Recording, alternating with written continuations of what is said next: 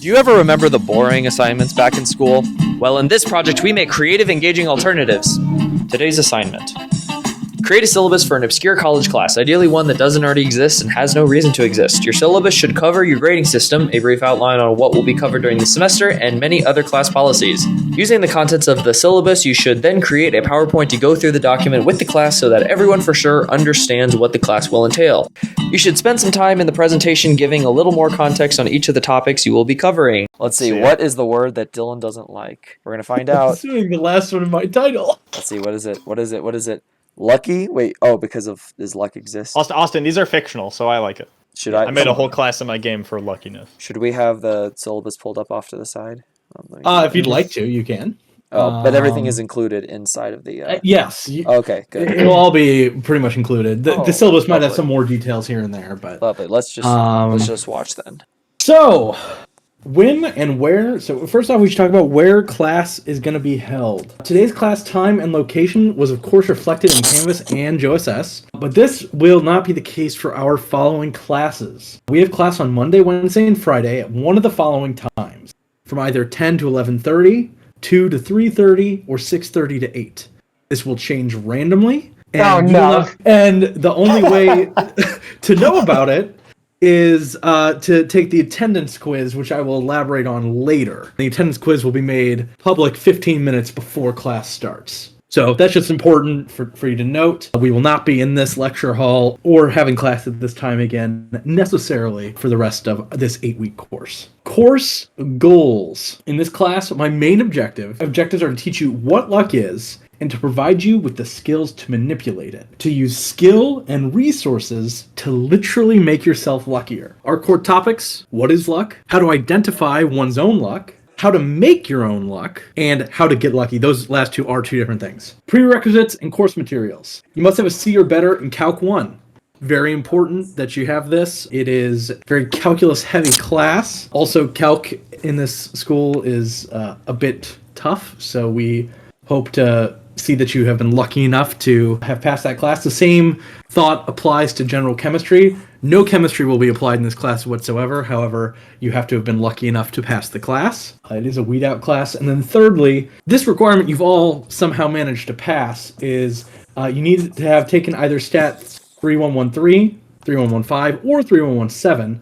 This, of course, changes depending on the day you enrolled in class. So Monday, Tuesday, Thursday was 3113, Wednesday, Friday was 3115, and then Saturday, Sunday was 3117. So if you had the prerequisite but weren't enrolling on the right day, you would have been denied being able to enroll in the class. So the fact that you're here right now, listening to Syllabus Day, is good news. You're already luckier than some. Course materials, we will be reading these 5 books throughout the course of our 8-week class. Pretty much all of the homework that you'll have will be reading these books. These are all real books, by the way. But yes, and we'll go into the details on that in a second here. So we'll hit you with the class outline. Week 1, we're going to go over an introduction to luck. This includes our syllabus day. No readings due this week, but things will start getting much tougher. Week 2, we'll talk about the myth of meritocracy. Working for things, it's a lie. People have lied to you. And you'll learn more about this in our first book, which is why that reading is due Monday before class starts. And that week, we will also be talking about most people's favorite part of this class, I'm feeling lucky, which we will get to later in the syllabus. Week 3 is the luck mindset. This is to help kind of prime you for better understanding how to see luck in people. The second reading will be due that week. Week 4, kind of in a similar vein, piggybacking off of book 2, we will be trying to apply our luck mindset of kind of figuring out how lucky we are to figure out how lucky others are. And exam 1 will be that Friday. Continuing our outline, week 5, turning profit into luck. This kind of piggybacks off of the myth of meritocracy a little bit, but book 3 dives a lot more into those details, talks more about how you can turn cold hard cash into real life luck. Week 6, of course, is about the inverse, turning luck into profit, but there is gain there, right? So turning profit into luck, the luck becomes more valuable than the profit you put in, and then the profit that we'll learn about in week 6 becomes more valuable than the luck that you take out. And of course, Book 4 is going to kind of give us a little more detail on that. Week 7, making sacrifices for larger gains. This is where we get into the concept of how do we get lucky. Sometimes you have to give a little to get a little. Book 5, our last reading will be due that week. And then week 8, how to give your bad luck away. This is not something many people know about, but you can give away bad luck. And week 8, we'll be learning all about that. And exam 2 will be that Friday. And that will be the end of our class. Very short 8-week course. Hold on, teacher, I got a question. Yes. So on the class outline, it says this is a 2-week to 8-week course. Is that saying that it's possible to take this in 2 weeks? Yes. That is part of the I'm feeling lucky segment of week 2, which I will get into. We'll be getting to that later on in the syllabus here. So yes, it is possible to do it in 2 weeks. Let's go over the grading scale. Grade distribution. Attendance is 30% of your grade. Just showing up, being here. Really, it's based off of your attendance quizzes, which we'll get into detail. Additionally, discussion and participation. This whole class is about reading 5 books and talking about them. So that is another big part of your class, 30% of the grade. Exam 1 and Exam 2, each worth 20% of your grade. Grading system, classic grading system. Everybody's seen it, everybody knows it. However, I reserve the rights to say that these are the minimum grades required to earn the corresponding letter grade, and I may spin a wheel at the end of the semester and bump those percentage requirements up just for the fun of it. So now let's talk about individual kind of aspects of things here. Discussion and participation. I expect you to not only be present in class, but to be contributing thoughtfully to our discussions based on your reading assignments. Attendance quizzes. This is where the class gets very tricky. Quizzes, as I mentioned, will go live 15 minutes before class. This could be at any of the possible class times. The quiz will ask, where will class be held today? It'll be multiple choice, and only one of them is the correct answer. If you answer wrong, you better be lucky enough to be taking the class with a friend who answers right, because I'm not going to show you the correct answer until after the class period is over. So your grades for attendance are completely based off of the attendance quizzes, not whether or not you actually show up to class. However, showing up to class is how you get your discussion and participation points. So that's kind of how that works. Any questions with that general premise there? So maybe I didn't understand this correctly. So class location is multiple choice, right? As far as I understand, you better be walking with the person who got it right. Is that what you said? So well, you could get it right yourself. So let's say, so here's how it works, right? So like if we're on S&T campus, right? Is it going to be in BCH? I'll give you an example. Is it going to be in physics building? Is it going to be in Toomey? Or is it going to be in McNutt? Like exactly. You just run between those? The specific room. Well, possibly. It kind of depends on how you do it, right? So if you're kind of gaming the system and you've got 4 or 5 friends in the class or people that you've become friends with because you want to make sure that at least somebody answers correctly, you game the system, maybe you all figure out where class is. But the biggest thing is, so let's say you're sitting in the library and you decide, okay, your attendance quiz pops up and you're like, oh shit, I have to get to class. You answer the quiz and you say, oh, it's in BCH 215. I have 15 minutes to get there. No big deal.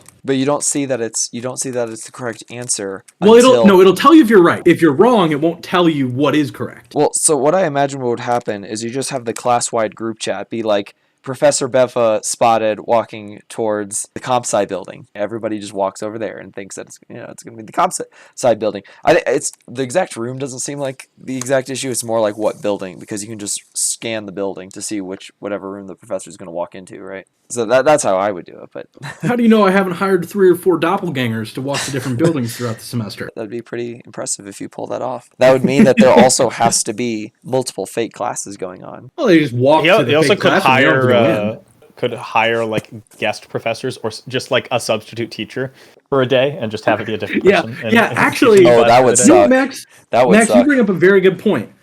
Class will be required in person. However, I will be hiring a different intern every week to go in and set up a Zoom call for me to be on the wall in the classroom. You all need to be in the classroom. I'll be on a Zoom call. Wow, okay. How does that sound? Sounds very dystopian. I like it. Okay, do you only get the attendance credit if you actually get the question right? Yes, you have to get the question correct. So what you're telling me is that, like, out of the maybe 1,000 classrooms on campus, I have to guess correctly at least once, or else I'm an automatic fail. Because this is 30% of my grade, is me guessing what the room is. But it's over, what is it, 24 classes.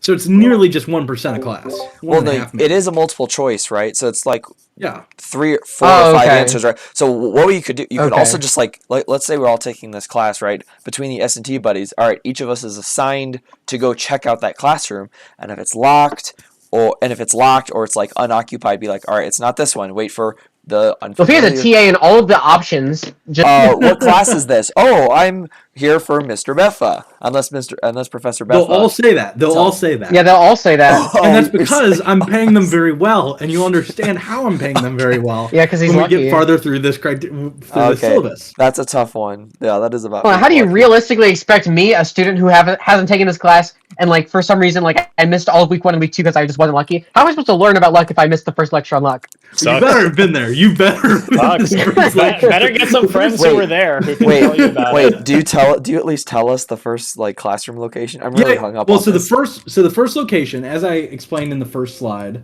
How did we get Is- here to watch this? yeah, you're here to watch this because today's class time and location was reflected accurately in Canvas and JOSS. Oh, this is Oh, not okay. a pre-recorded video on the canvas. This is actually no, the this first is class. Okay, this is a live first class. But understood. this will not be the case for all following classes. Oh my goodness. Will the lectures be Okay. recorded? Yes, lectures will be Okay. recorded, but I flip a coin after every class, and if it's not heads, I don't post it.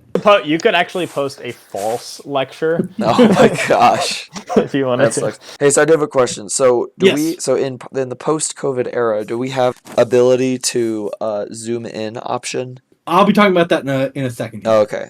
So we'll get to that in the kind of contingency side of things. So the last thing here is exams. The course will have 2 exams, one at the end of week 4, one at the end of week 8. Number of questions, type of questions, and the order of the questions will be completely randomized for every student. So you could get 1 multiple choice or 1 true false question and that's it, or you could get 7 essay questions. Oh wow. All of which that you would need to fill in our allotted class time. Course policies, expectations. You should always be on time and have finished the readings before class to be prepared for our discussions. Again, discussions are the most important part of my class. Being able to talk about how we're all becoming luckier is very important. You should also be checking Canvas for any impromptu announcements and for your attendance quizzes, obviously. So you should be checking that pretty regularly. If you need accommodations for this class, I wish you luck. If you have the forms necessary for accommodations, they need to be turned in within the first week. So if you don't have them with you here today, then I really, really hope that you're able to answer correctly for our Wednesday or Friday class to make sure that you get here with your accommodation documents. Otherwise, I don't know what to tell you. You didn't turn them in soon enough for me to properly accommodate you. Late work, no late work will be accepted. There's very little actual assignments in this class. There will be no late work accepted. This includes exams. You cannot necessarily call in sick to even get out of an exam or get that moved. Attendance, please don't come to class sick. If you answer your attendance quiz correctly, you will only miss out on discussion points for that day. You don't necessarily need to show up to get the attendance side of things, but of course you do need to show up for the discussion side of things. Please don't come to class sick. I don't like it. Contingency information. Okay, so this kind of goes into the whole COVID stuff that you were talking about, Max. If you're quarantined, become ill, or for any other reason are unable to attend class, then you must be really unlucky. I cannot guarantee any accommodations for missing classes, so figure it out amongst yourselves. Again, flip a coin to if I'm going to post it online or not. I will say, if I have an emergency, then I will not foist my own bad luck upon you. We will transition online classes as per COVID and what is outlined in more detail in the syllabus. You can check that for more information around just kind of what we would do in the case of coronavirus 2 electric boogaloo. The last thing that I need to cover in this class, as Austin called out, I did mention that this is a potential 2-week class, is I'm feeling lucky. I think it's the only reason anybody takes this class. As part of our second week of content, I introduced the I'm Feeling Lucky grading system. As part of the myth of meritocracy, you will have the chance to gamble on your final grade for this class. The odds are not high, but you can spend $5,000 to play a Plinko board that I've made, and depending on where the ball falls, you're guaranteed the letter grade it hits at a minimum. You can re-roll as many times as you want, but you have to spend an additional $5,000 every time. This is what I call making your own luck. And if you aren't lucky enough to be able to do it, You will learn all about it in week 5. That's kind of the main draw to this class. I think we get a lot of fratty patties in this course because some people have some money to spend on a potential free A. So yeah, I just wanted to make that clear on how that works. And that's how this could be a 2-week course. And then your attendance and your discussion, none of it matters.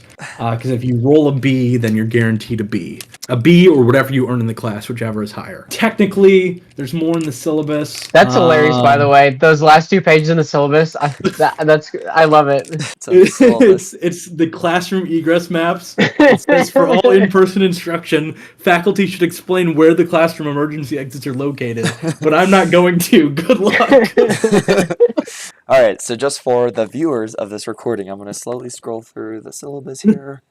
Baby. That's hilarious. That's it. That's all of it. What is luck? The last two pages, is that right? Yeah, the last 2 pages All right, are just the Classroom boilerplate egress S&T. maps. I did something similar to this. That's hilarious. I didn't look at an MST syllabus, so this hit me out of nowhere.